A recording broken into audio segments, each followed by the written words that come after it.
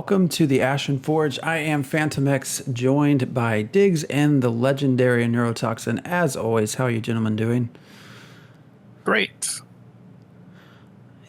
You have yourself muted, Neuro. I do. Oh. Oh, I guess I do. Well, hello everybody. I'm doing great. Had a good time at E3. Got a picture with John Romero and got some cool loot and stuff. And yeah, it was fun. Yeah, I see the shirt. I wanted that shirt. Yeah, the Sega shirt. I went to the Sega booth in like the last 30 minutes in the show. I was like, hey, is there any like other swag or loot around? It's like, oh, here's a Flute ticket. You can get a shirt. Sweet. Then I did some loot exchange for some other booth and got some Persona pins. Cool. Well, we are back with the Ashen Forge. We were not here at our last scheduled show because of me. So this is episode 30, Prestige Worldwide. Hopefully, well, I'll let everyone figure out why I chose that title.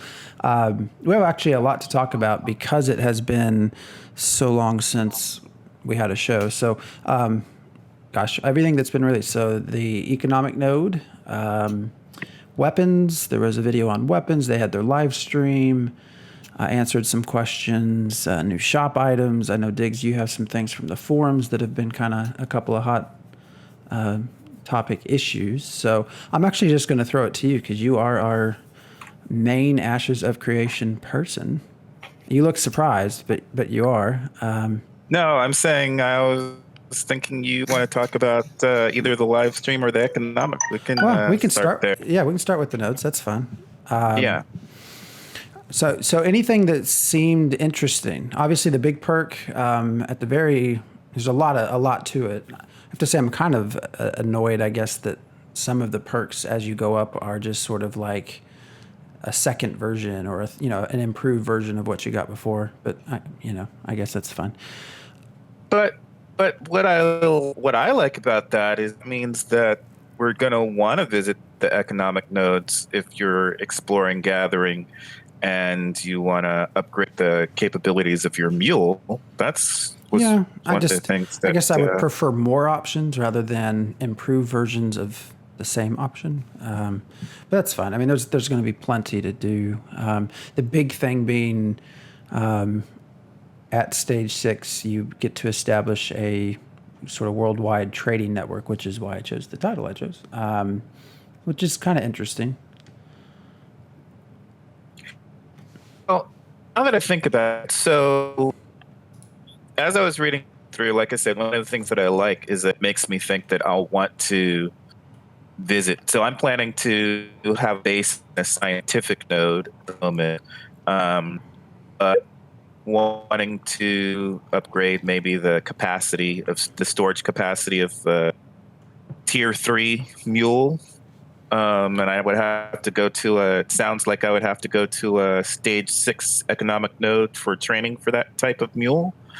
So that gives me a reason to go visit, but I'm thinking about it. Also want to read level 3, a stage 3 node.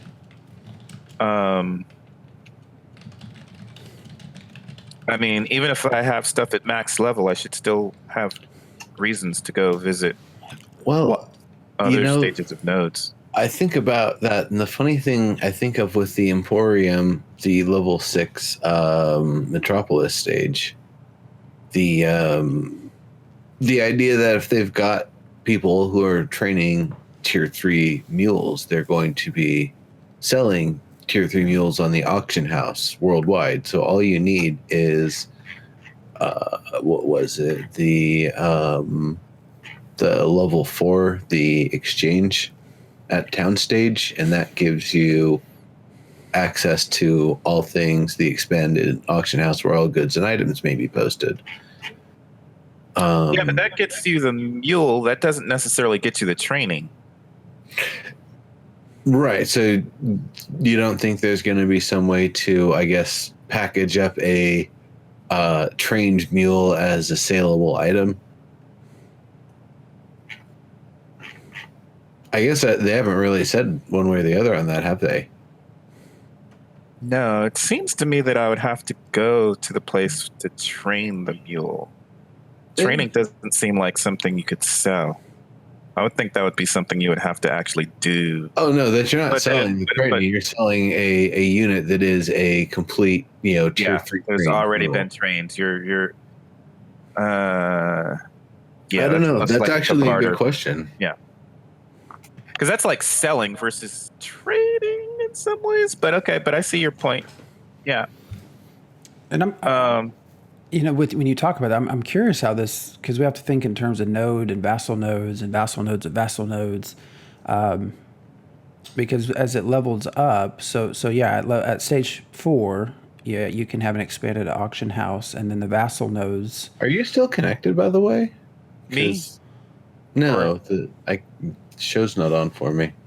Yeah, the show's doing something weird. Well, It's going on and off.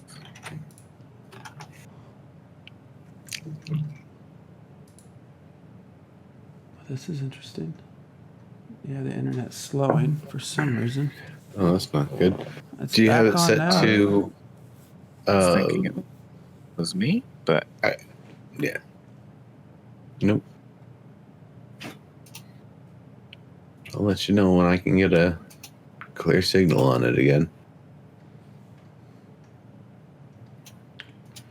Well, this just tells me it's time to buy a new computer.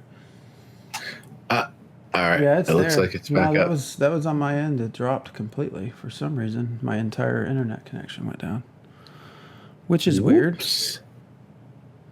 Or well, at least that's what OBS is saying. Anyways, what was I talking about? frozen.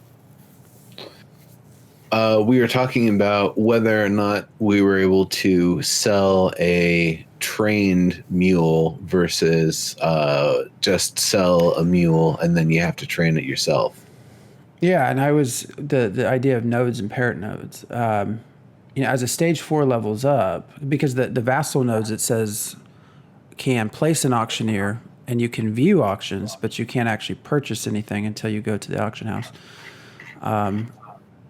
So I'm curious, like as a stage 4 goes up through 5 and 6, and others level up to that stage 4. Like, does the 4 and 6 have its own auction house, or does only one auction house exist in the main node of level 6? And each one from then on, well, we just lost Diggs. I think we did. Hopefully he'll be back in a second here. This is just a really fun stream. Yeah, sorry, folks. So what I'm thinking is that every auction house that exists throughout the game world will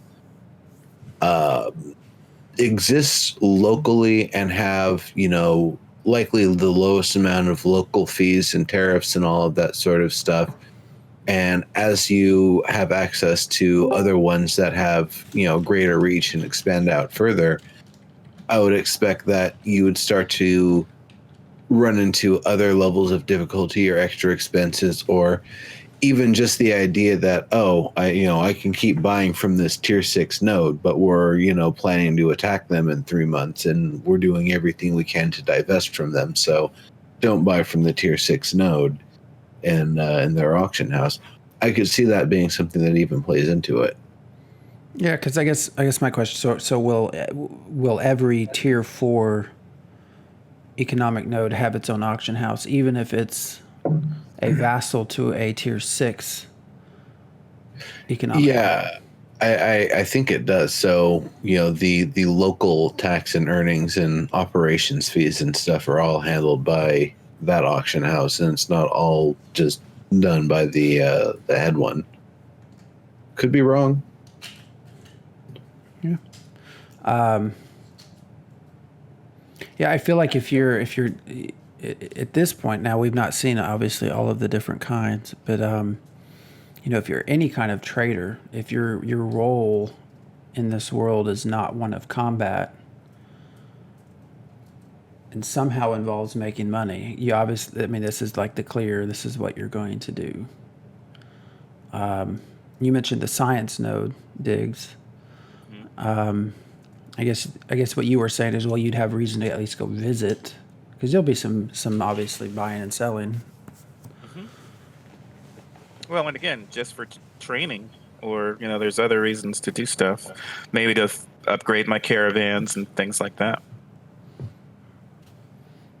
So it's an interesting node. It obviously definitely fits what they were going for. I'm curious how the worldwide trading will be. That seems like a big deal. I guess it just totally depends on what your goals are as a community. I guess obviously if you're an economic node, that's. But I guess as a rival to another node, if you just have all this coin flowing in, I feel like that would put you at a huge advantage. But yeah, well, I think that's again the other reason why there's going to be some amount of locality to all of the auction houses, because if the idea is that one place has one emporium and everybody's like, all right, we have the auction house for the world now, nobody touch it and we're fine.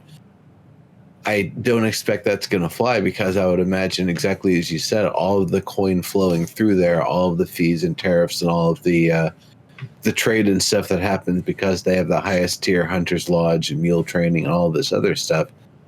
Others are going to want to have a tier 6 of their own. That it's, I don't think people are going to be content with one, and I think that's going to be where the fun is with like the trade wars, is who's going to be the second one to build an emporium to challenge the first one, and then where's it going to go from there?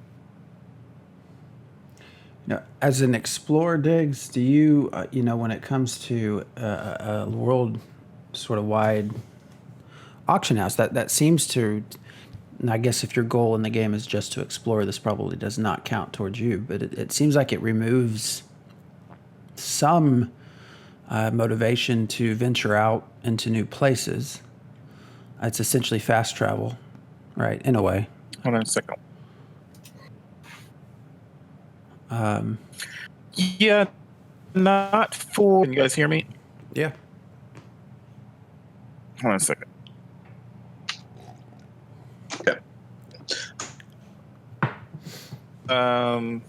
Trade, interested in trade so much, and really don't care about player economy. I'm thinking what's going to have me exploring is just seeing how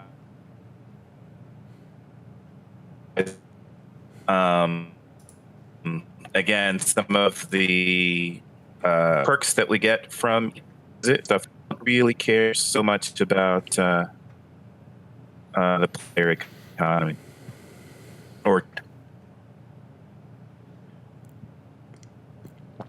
so you are breaking up. Yeah, there was another network error too. Let's see. How much of that did you hear? Some.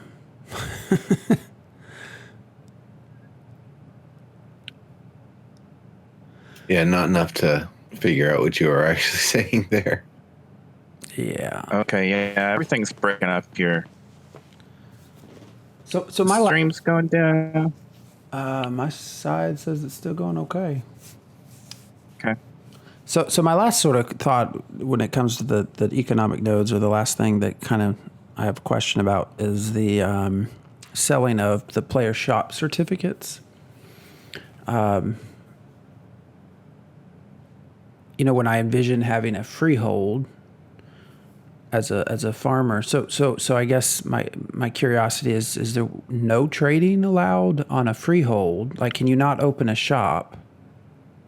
How within an economic node without this sort of certificate that says I can create a shop outside of the designated area of a shop? And if that's the case, then then what about like military node? I could still have a freehold that's a farm. Does that not apply? I'm kind of curious as to that part of it. Maybe they're just less regulated. and market ones are built with higher regulation. I think you probably would not be able to trade through the auction house if you weren't in a military node. You'd have to use caravans more often. Because that's my, the idea is caravans. I mean, if I have to do it, I will. But I sort of always envision having a freehold where people would just learn it's there and come by and say, hey, what do you got? Right. And sell them stuff. Yes. This sort of sounds like if you want to have a shop. Now, I guess maybe that would just imply, as far as a shop, some sort of UI that comes with it, I guess, maybe. I think it's more about doing it through an auction, like online selling and trading. Well, but I guess I read that differently, separate from an auction house. Like you're actually going to have a stall that you can open up, set prices that's not necessarily linked to the auction house. That's another good question, whether that's the case. Yeah, I mean, you should be able to do that in any type of node. Yeah, because it player shop areas for personal shop deployment and rental stalls. I suppose they kind of gave us a bit of a trick here by telling us about the economic node without first telling us how trade actually works. Or not doing them both at the same time. But I think those stalls, from what I remember hearing before, those types of stalls are in the node itself, not at the freehold. Well, and that's what the rental stalls, and to be able to use them, and then the personal shop deployment, that you'll need, but that's that starts at level 3, and then as I sort of scroll through here, let's see if I can find. Stay level 4, there's a business license. I have no idea what that means. Level 5 is a tier 2 business license. So again, do I need a license to actually sell stuff? Mm-hmm. And then you get to 6, and it's a tier 3 business license. And then there's a player shop certificate. And it just says allows deployment outside of designated player shop areas. I think that's within the node itself. Like there's market areas in the node where you can do that. Economic nodes where you can do that. So I think that's separate from freeholds. So maybe I'm reading too much into the idea of you need a player certificate shop, whatever, to open a shop. So that's only within the metropolis stage or area. Yeah. So. But these are great questions to ask on the next live stream. Yes. And then also, the other thing. Level 6, Legendary Hunter's Lodge, Legendary Bounties. I'm curious why there's a Hunter's Lodge tied into an economic node.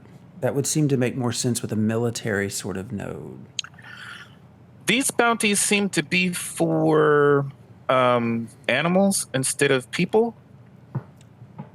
Yeah, it could be collecting rare parts and stuff like that are able to be sold or traded or something. Just, I don't know, interesting to me that they're adding a combat sort of thing to an economic. It could just be that it's the way that you secure, leather or other things is like, oh, well, I'm just going to put a contract out. I need, this amount of leather. And, someone goes out, they get leather, they get teeth, they get all the different parts. They go back, turn the leather for the one that they were looking for, and then shop around and see what other contracts are out there that they can just fulfill with what they've got. Yeah, I think it's related to the mules, like acquiring a mule or maybe acquiring a mount or something like that, as opposed to your things that you're going to do with animal training and stuff like that versus military was probably going to be hunting people. Well, that's about all I have with the economic node. I agree with you, Neuro. It's cool to see some of the ideas behind these, but like in this case, it would be nice to actually know more about the very basics of crafting and trading and stuff like that before we see these sorts of things. Yeah. It seems backwards. It's nice to see all of this stuff, but I don't know, maybe there was a stream they meant to have to talk about it or do alongside this or something. It sounds like that story about Smed, right? He goes up and says, we're going to have this in this game, and everyone cheers, and then he looks at the coder and says, now you got to figure that shit out. It's like here that was the weather system with the druid, yeah. So it's like here we got this massive things. Okay, guys, now you got to go figure it out. Like actually how we're going to implement this. Well, I think people have been wanting more information about nodes, and they don't want to do nodes 3 yet, so they're throwing us a bone with these little, well, they aren't little necessarily, but some more details about nodes. And I think they still want to hold crafting for later. So we'll get it, and then we'll be able to connect some dots. But why are they not showing the node? I mean, how long has it been? I don't understand if it's just a tech issue, like, because people are going to want to see a video of it in action, right? So I assume that's what it is. Yeah, they're wanting to wait for the map, that whatever amount of the map they're going to show. They only seem to want to show APOC. Yeah, that's what I was going to say is until they're ready to advance beyond APOC, we shouldn't really, hold our breath too much about seeing anything else node related.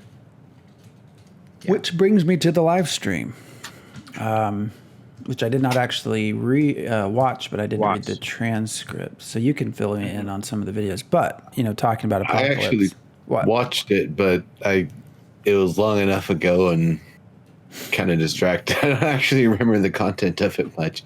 I remember I enjoyed it when I was watching it, but I'll have to look at the transcript too. The switch is that I guess I assume this transcript's in order. They mention as we move towards the last 10% of Apocalypse. I feel like they've used that statement a long time. We're in the last 10%. We're in the last 10%. Like months ago, and here it is again as we move into the last 10%. Yeah, they said the last 10% takes the longest to finish. So, but the interesting thing about these live streams is that people want to see the major complaint is that we see too much of APOC and nothing from the MMORPG. And I'm kind of feeling like what they should do to mollify those people is to show a tiny part of the MMORPG map. They don't want to reveal, everything, and they want us to discover stuff in the game, but do a little tiny piece that's the test piece that you can show off so you can say, this is the MMORPG, it's not APOC.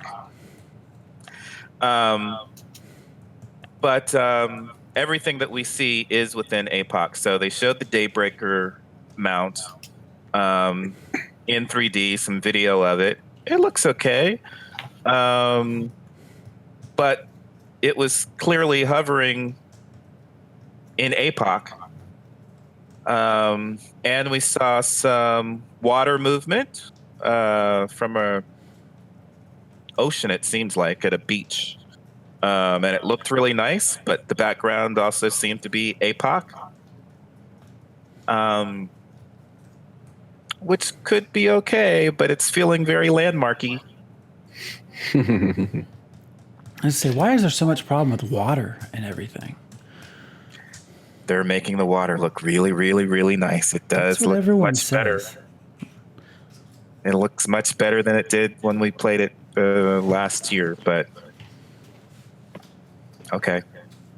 But this is Landmark and Next. Everyone in EverQuest Next wanted EverQuest Next. We got shown Landmark. Well, it's because Next was Landmark. That's what they had. It's the same. I have to assume it's the same thing here. That's what it feels like. They want to see the MMO. Well, this is the MMO right now. Yeah. So I don't know, but that's what it seems like. So, so we saw some water. We saw the daybreak mount. What else was there? We saw some weapons. We saw some armor. I mean, the weapons looked really nice. It looked like APOC weapons that we've seen before. I'm wondering,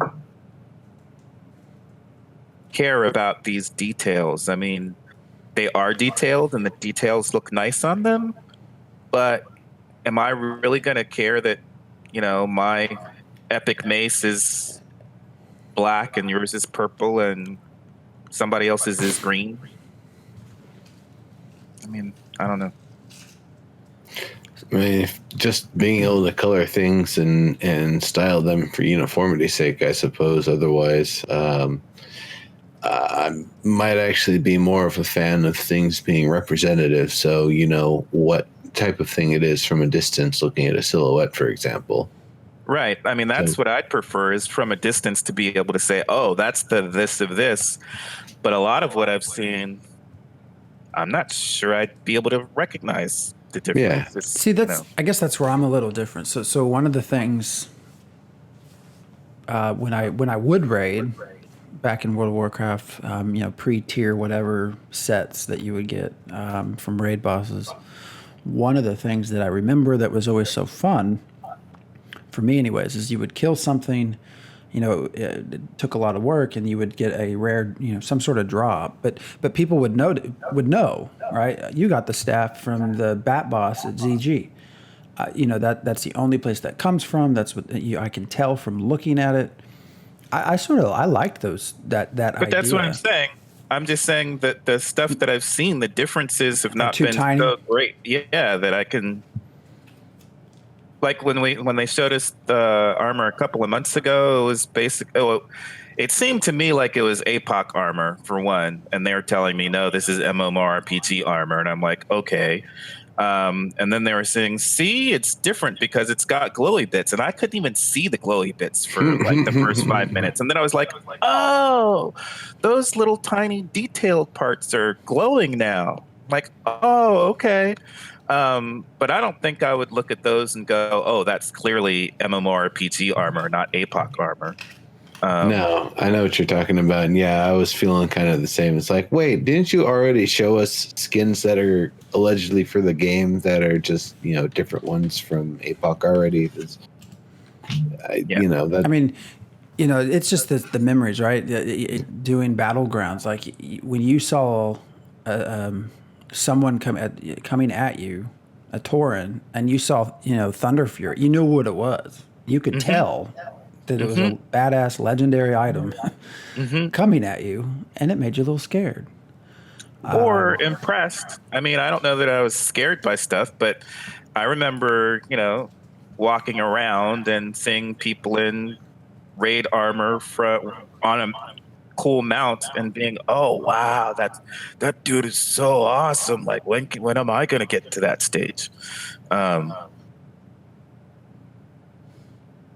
But I'm not seeing that differentiation so far.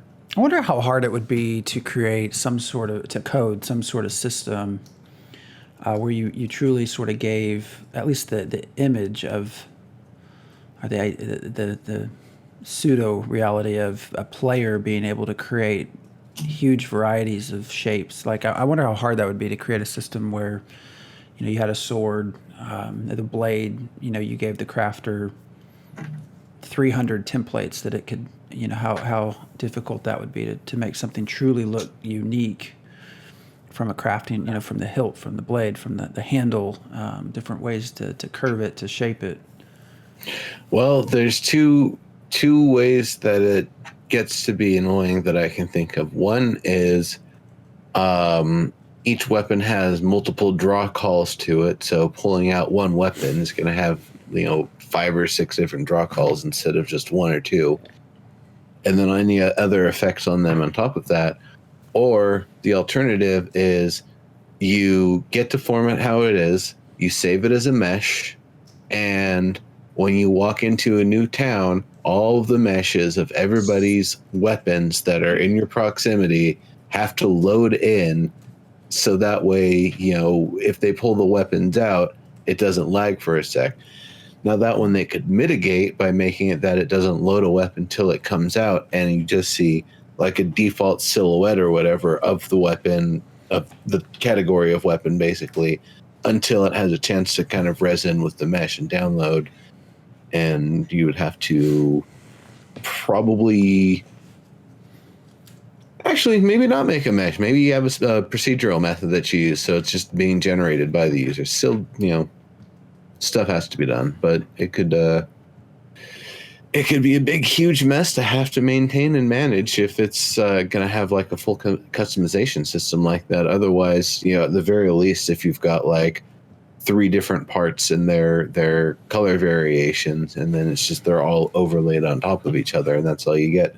Yeah, I guess that kind of works. But in a big battle, I think there's still potential for a big old mess. But then I guess you run into the same issue that you were just talking about, Diggs, which is it doesn't matter if the color is slightly different. But I feel like in a true, like that would be sort of the ultimate crafter experience in a sandbox, is to truly be able to mix and match, basically in a way that they're going to let us do in Illyria with sort of crossbreeding plants, right? So you're going to actually be able to create different strains. That's sort of, to me, the ultimate farming perspective. It'd be cool to be able to do that with crafting too, armor, weapons. Mm-hmm. Yeah, I don't know. I'm kind of more along the inverse of like over the top aesthetics. Like, I would actually rather prefer somebody with just a nice conventional looking war sword, just like chopping heads off of fancy maces and bashing through shields and stuff like that. It's like, yeah, I had my weapon made of a good solid metal. What the hell is your stuff made out of? Well, it's just the aesthetics, obviously, but I still think that's kind of, I like the idea. And this is going to sound silly for a second. This wouldn't apply for this game, but for some game somewhere out there, that the aesthetics points are from the same pool as the power point. So you can have it look pretty and it's going to be less powerful, or you can have it look ugly and it'll be more powerful. Well, I'm fashion over function. I would want things to be, because I don't think ugly is necessarily a problem as long as it's still in the same aesthetic. I guess by ugly category. I mean plain, not like yeah, not like neon clown warlocks or whatever. Right, that's what I'm saying. So clashing aesthetics are problematic for me. Plain is fine. I want to look unique. So I don't mind looking unique by having everything plain, as long as they complement each other visually. But yeah, I think the big thing in RPGs is that you want to be recognizable. You want people to know who you are, even if it's just, oh, that's the guy who has basic armor, even though he's level 80. I mean, or think that he has basic armor. That's fine as long as people know who you are when they see you.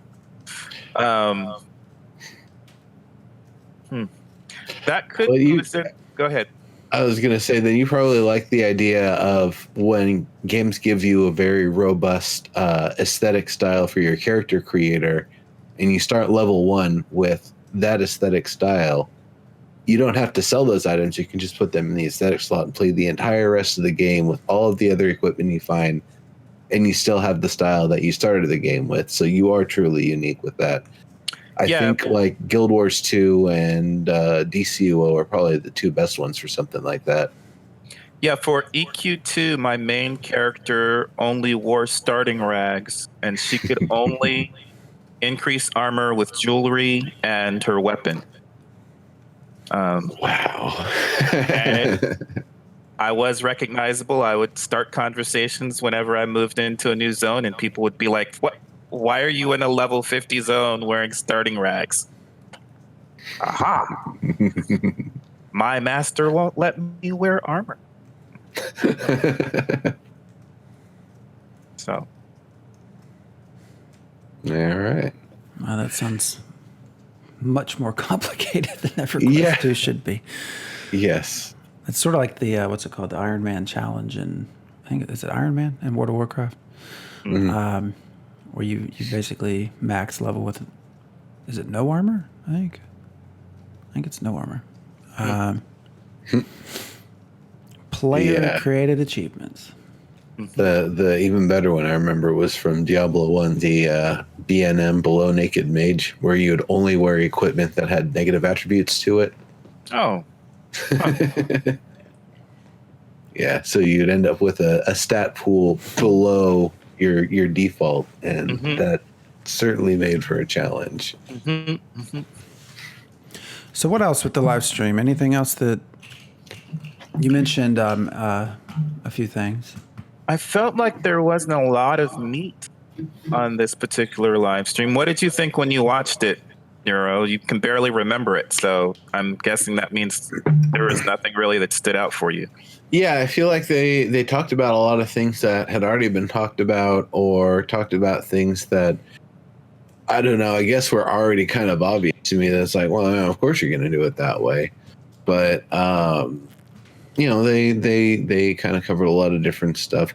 Mostly, I am excited for the next live stream, whatever it is that they're going to be talking about, because I feel like they've been a little light on the information for the past month or so, and like the real juicy information, and that I think we're going to get a big drop of something cool maybe when they're actually closing in on finishing that final 10%.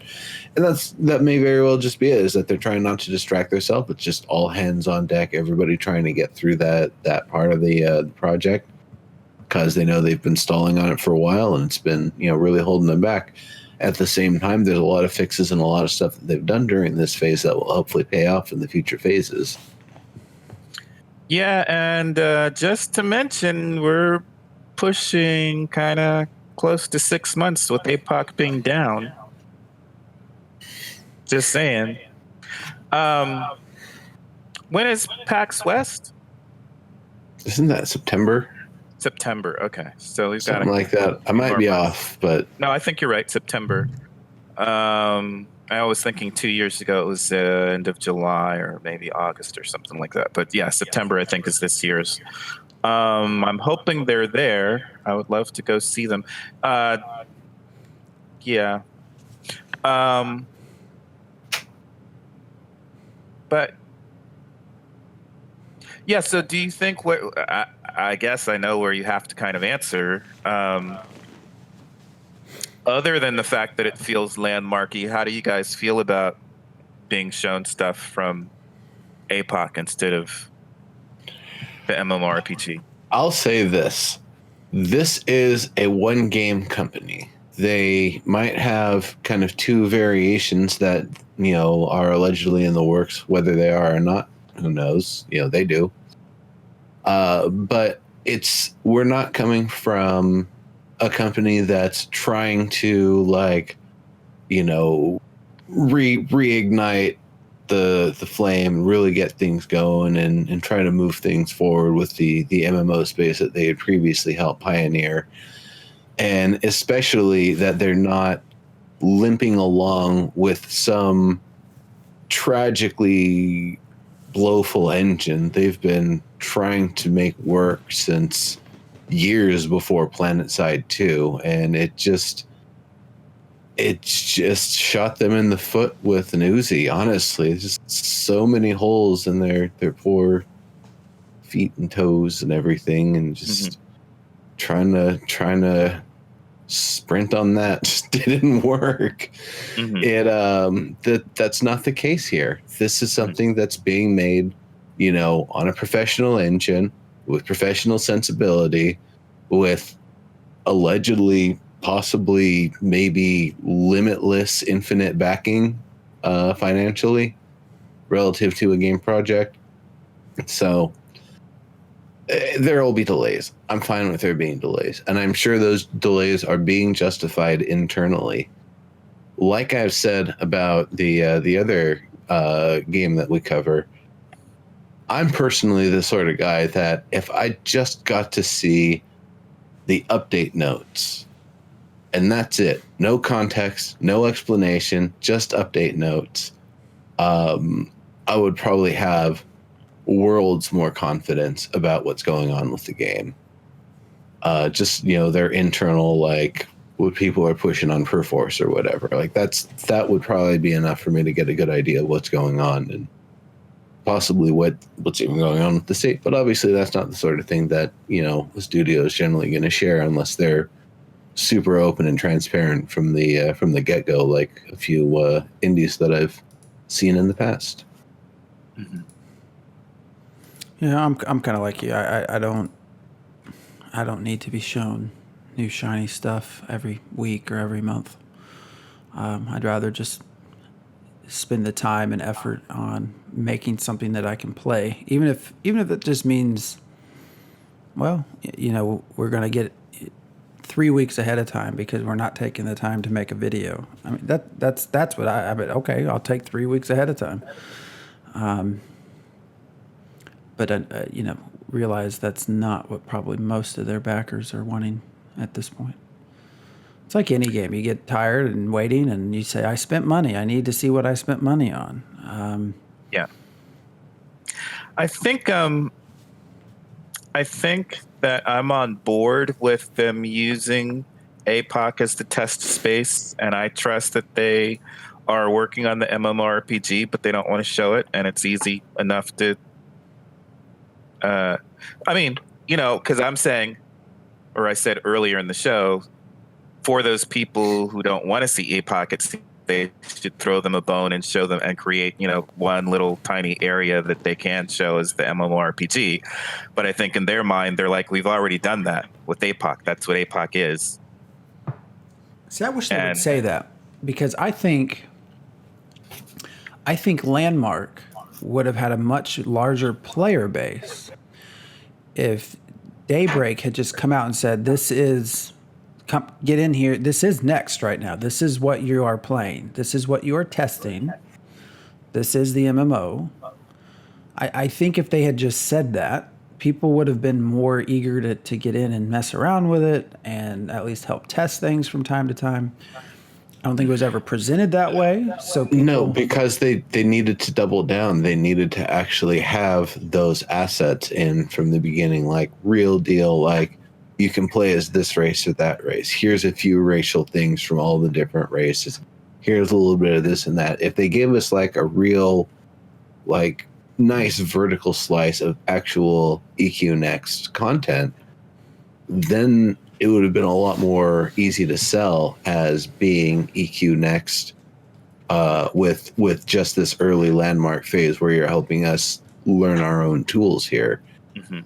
That's, certainly not what happened. It seemed like they were lagging so much on that.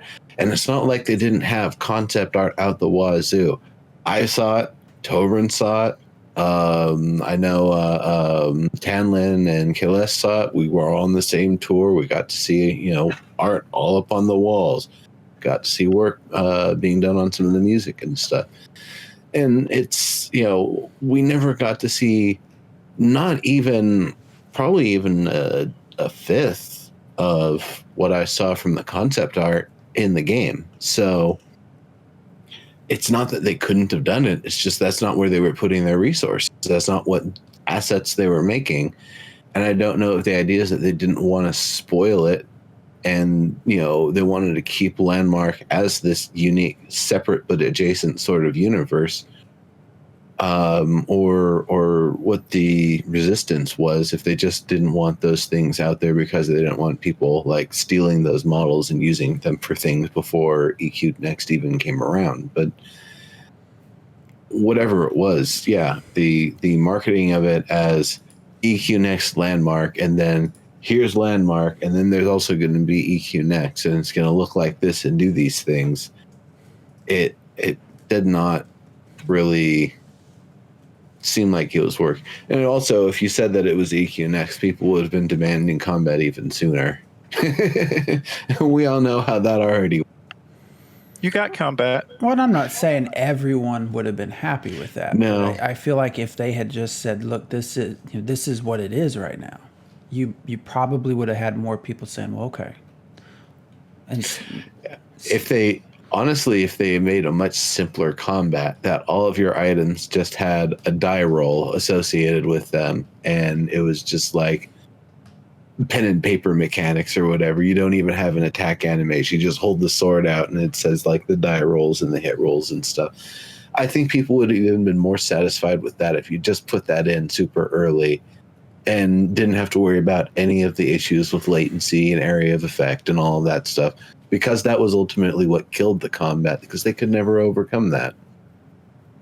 But I feel like here, if they just said, "This is, what is it, Vera?" Now, this is the MMO right now for us. Come run around, come look at the art, come look at the buildings, look at, come test the quest system, come test looting for us, look at the weapons. Maybe they would get more interest in people trying to help these phases, which are clearly so important. Especially when, what is it they said they're trying to test internally, 3,000 characters on a screen, and I doubt I doubt they would have got 3,000 into APOC, actual players, because I doubt there were 3,000 people begging to get in and play when it was up. If they don't even want to put the node system in, they can just do co-op royale. But I get 30 people, 50 people drop in against 200 monsters. But I get your point too. Give us some different, cultural differences and things. I mean that makes sense. But they took too long on that. We're starting to get towards the end, and you had two kind of interesting. No, those are just in case we have nothing to talk about. So, but I think they're interesting. I mean, what else am I going to talk about from the live stream? There's really not much more. Well, one of the things that I was going to say that we're already talking about is with Landmark, it has me wondering, it would have been nice they have to have been able to get elves and dwarves in there. I don't know about, some of the other non-traditional races, but elves and dwarves, at least. And that makes me think about, for APOC, if you're going to have dwarves as one of the cultural castles that's going to be in Castle Siege, why not have people able to play dwarves in APOC? That would kind of be nice. They're still working on the models. I don't know.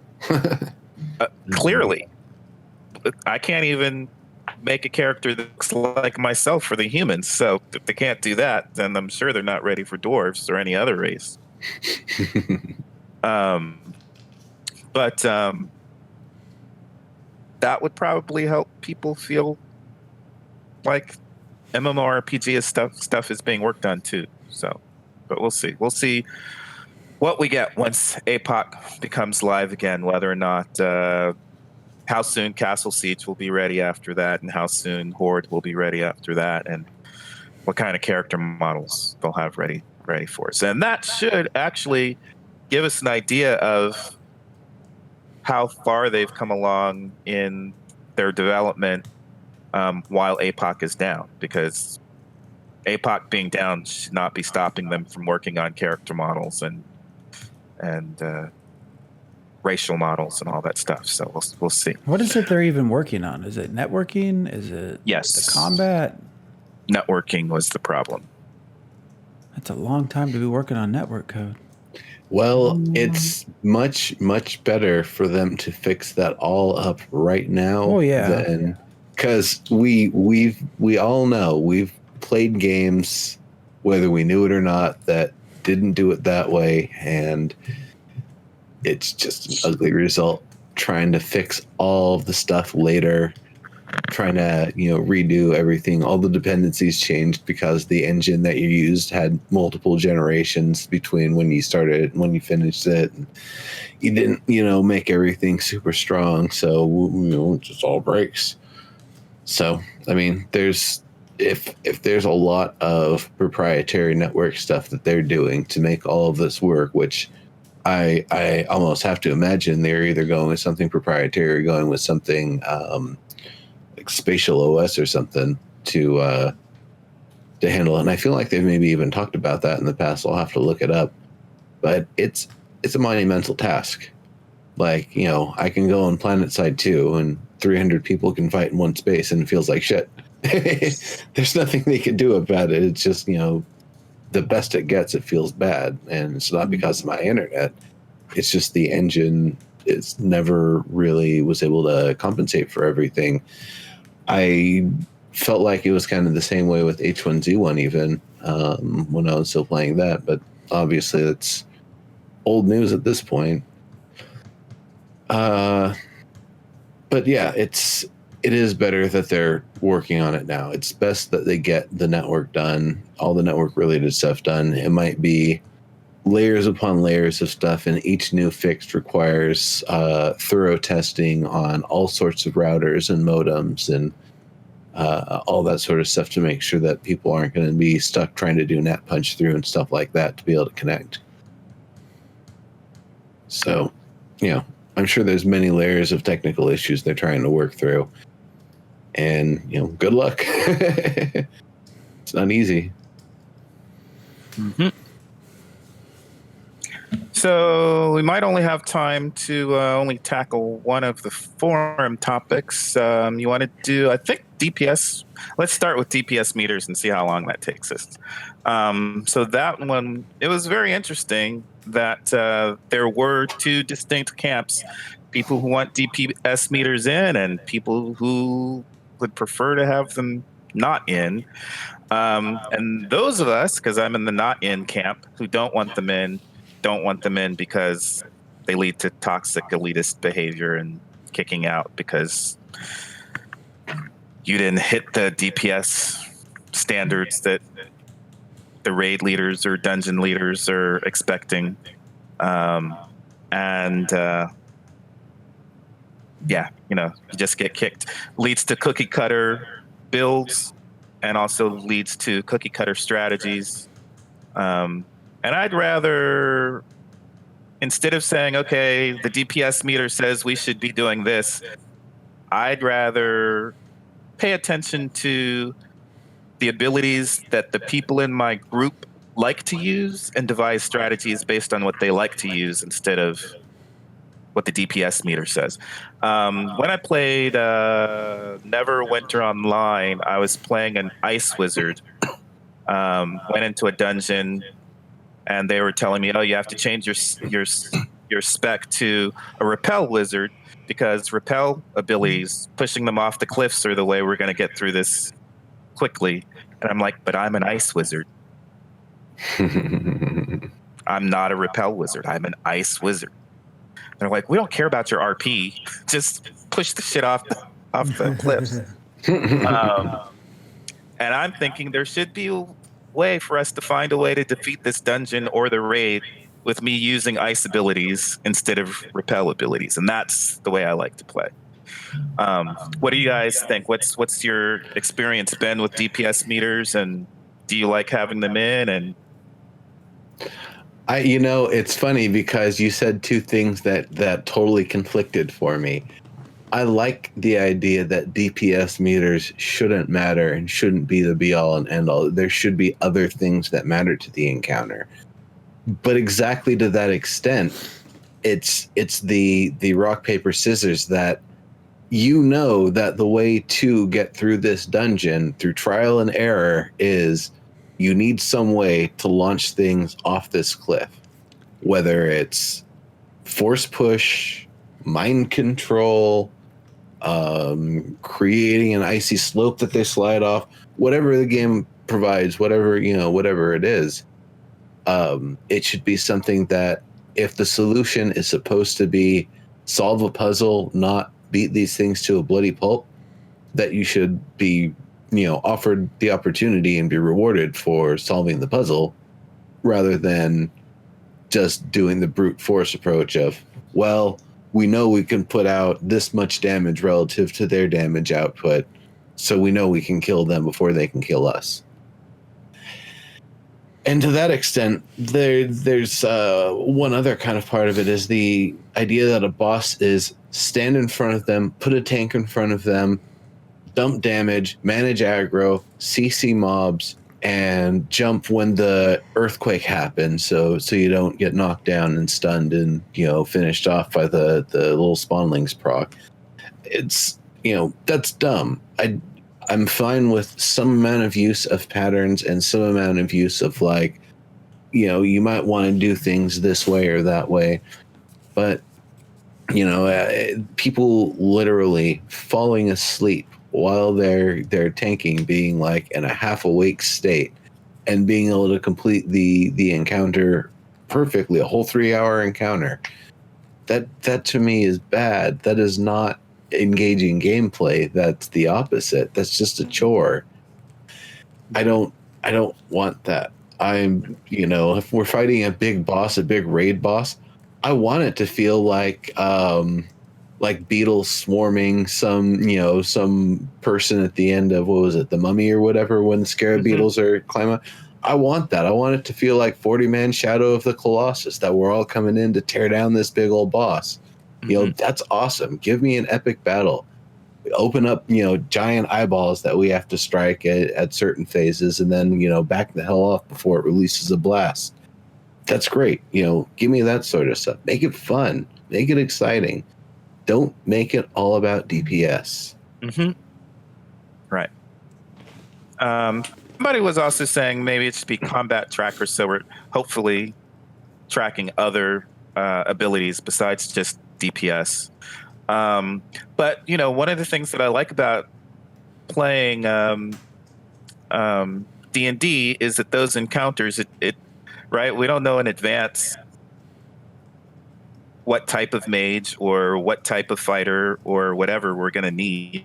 We kind of know we'll probably want to heal, or we'll probably some kind of mage. We'll probably want some kind of fighter mage. We'll probably want a rogue to check with traps. But there's all kinds of convolutions of that we could do, and that's what I'm looking for when I'm playing MMORPGs too, is to say, and especially with Ashes of Creation, because let's say one person isn't tanking as well as we want them to be. In a raid, we might have 5 or 6 or 10 other secondary tanks who can shore up that, instead of blaming the one tank because they aren't playing exactly the way we want them to. So it seems like we should have plenty of options going in, that we don't have to be so focused. And I would hope that it's not always about damage per second. I don't know. That's always problematic to me, that's a thing we're looking for. I mean, the idea that we never really see in MMOs, you've got tanks with shields, great. So have them all stand toe-to-toe and give them a phalanx bonus. You got 5 of them, line them up, spear and shield side by side. Let them kind of leverage off of one another's defense and protective abilities. That seems a lot more engaging. When the boss is going to do an AoE that's going to force them to scatter, they have to scatter. That's fine. There's some elements of pattern boss that I think are great, but at the same time, you have to allow players to leverage their strengths like that to be able to make it worthwhile. Likewise, the idea in D&D is, kind of where I was thinking about with this. You've got 3 wizards off to the side that are summoning a powerful elemental. It's only going to last for a minute, but it's going to beat the hell out of whatever, it attacks. So you've got to hold things off and keep enemies from attacking them while they get that done. If they get it done, 30 seconds of uninterrupted casting, then you're able to overwhelm the encounter. It could very well be, and this is another thing that we rarely get to see, that the boss is not supposed to be fought and defeated in one encounter, that you're supposed to draw it out, beat it up a bit, and then run the hell away when it's fully enraged, because it's just going to start wiping people. And then you let it cool down a little bit. Its health doesn't return. Its armor doesn't get repaired unless you wait long enough that it does that. Camp out for a little bit, rest, repair, come back in, aggravate it again, fight some more, rinse, repeat. I think that would be a great sort of thing. We never get to see that. Most bosses, instanced or otherwise, as soon as you've disengaged from their health pops back to full, they go back to their starting position, and it's like you did nothing to them. That's boring as hell. That's something that does encourage DPS because you don't have the ability to fight attrition against them. Yeah, I mean, Oh, go ahead.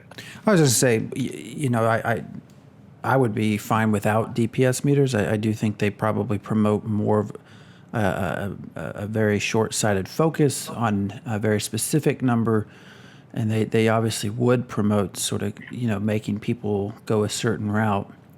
That being said, you do want to know, well, not everyone, but most of the people who are going to be focused on raids and group combat are probably going to want to be playing with the best that they can. And so they'll find other ways to min-max, to move people out of a group. So I don't think that you'll solve that entire problem. You'll probably put a dent in it if you don't have a DPS meter, but you're still going to have other ways that those real elite players are going to be monitoring things like that. That almost makes me think it would be kind of interesting. You get these folks that, we were the first to complete this raid boss. Look at us. You almost make it a separate sort of achievement. Well, yeah, that's great for you, but we did it with a completely, messed up group.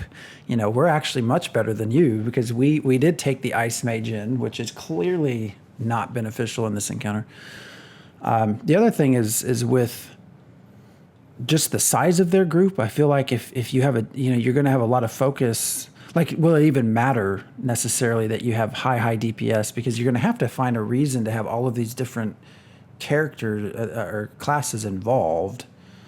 So it's when you have 8 people, so that's, I don't know.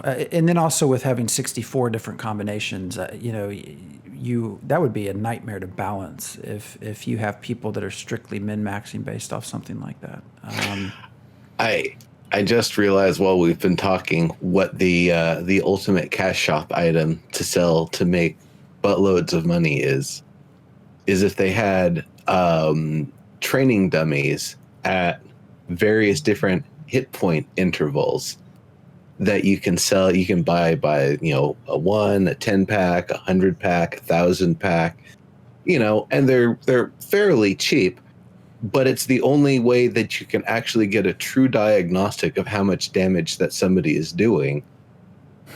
And so people are like, all right, well, let's see how fast you can hack down 1,000 hit point dummy, and see if, compare that to other builds and stuff. That would be so dirty. I think that would be great. But they'll find other. I mean, I can think of even way back on EverQuest, right? You would learn Obviously which players played well and which ones didn't. So, Which is fine. But I think that's kind of what you want is without the. I mean, it does become a central focus, like a DPS meter. But hopefully, there's a comment in chat that hopefully there's more thought to encounters than just burning something down. I want to read this in chat because Script Chaz was saying there was a Chinese game where the boss battle was the whole entire room of mobs and not the single boss. So the group had to figure out a way to get past the guards that were OP to get to the boss who was pretty weak. And I'm hoping Ashes does a lot of that too, that a lot of the battles are more about the minions and it's raid against raid versus raid against one boss. Well, they better. Otherwise, what's the point in having 8? I feel like if you're expanding a traditional group, which is 5, maybe 6, depending on mostly 5. It seems to be usually 4 to 5. If you're expanding out to 8, there really needs to be a logical reason for that. Because if there's not, you're just adding a whole lot of complicating issues. It's to use one of each class for their gimmick ability to get through the dungeon.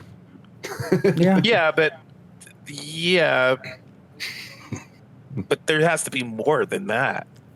I hope. Yeah, I hope. We hope, but from the surface, that's the only obvious outcome of requiring one of each class like that. Yeah. Yep. Well, we are 10 minutes past, so with that, I think we are going to end for tonight, unless there's any final comments. Nope. All right. No, I'm good. We will be back. For more info. Yeah, and we'll be back next week with our Illyria show. So hopefully, in 2 weeks when we're back here, we have some more stuff to kind of talk about. We actually do that we didn't get to tonight, but hopefully there's even newer stuff. So Yeah. all right, everyone, have a great weekend. Thank you for watching or listening after the show. See you later. Have a good weekend.